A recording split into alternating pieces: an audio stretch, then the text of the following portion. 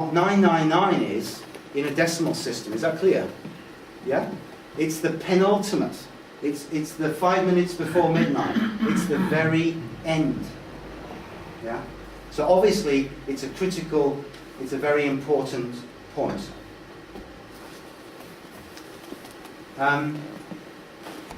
So sevens, when we think about sevens,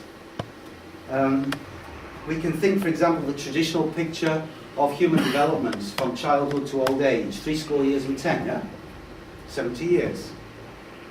Which is also based on sevens, you see. Do you know any children whose teeth have dropped out at the age of 2 or 3 or 4? Do you know any children whose teeth drop out at the age of 16 or 15 or 13? I'm not talking about tooth rot, but you know, it's part of the natural process, yeah? Traditionally, a child loses its mother's teeth around the age of 7. Traditionally, a child goes into puberty at the age of, around the age of 14. Today it's younger, around sometimes even 10. But how many kids do we know who go into puberty at 5? Or 7 or 8? So you have a gross change of the teeth at 7. You have a more subtle change of the sex organs and the throat and the voice and everything at 14. And then at 21, you have an even more subtle change. And what happens at 21? Do you remember? We all left our parents' homes at 21.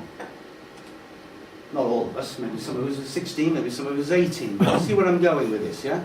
Around that time, you become independent of your gods.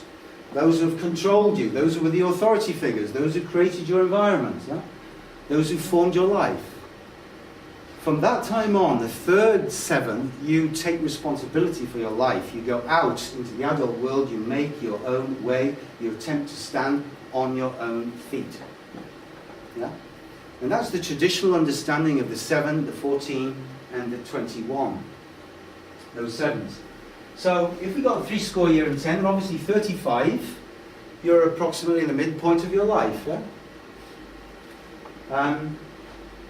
And it's interesting to see how 7, this number 7, we can divide it.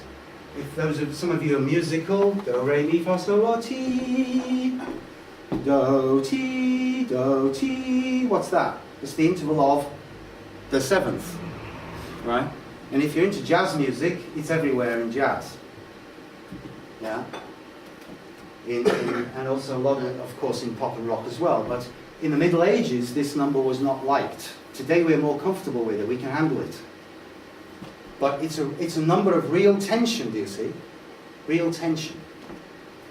When I was in the 80s, when I was studying an art of movement called eurythmy, we related that to speech and music.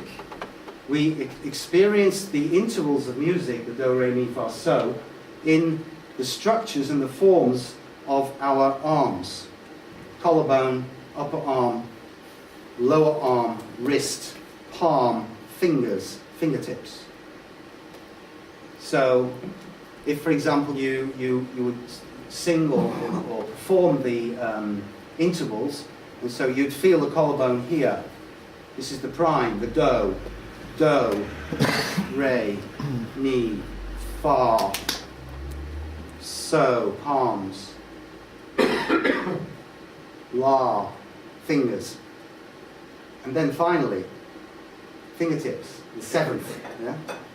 So do, re, mi, fa, sol, la, ti, do, re, mi, fa, sol, la, ti. That dissonance there, yeah? That's this.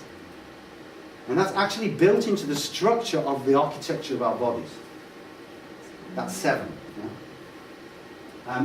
But it's really, in a sense, a kind of a time structure. We call it the octave, but the octave it fixed and it dies there. The 7th keeps things moving, and that's why it's a dynamic time structure. So we can see with the 7th that you've got do, re, mi, and sol, la, ti, and in the middle is the fa, which is a balance. And these relate to each other, the mi and the so, the re and the la, the do and the ti. And they're kind of a mirroring polarity there, with the all-important fa in the middle. So the book of Revelation is like this, thoroughly based on the number 7. if you're interested in Shakespeare, I won't read all of this out, but you'll probably remember Shakespeare's famous The Seven Ages of Man, the speech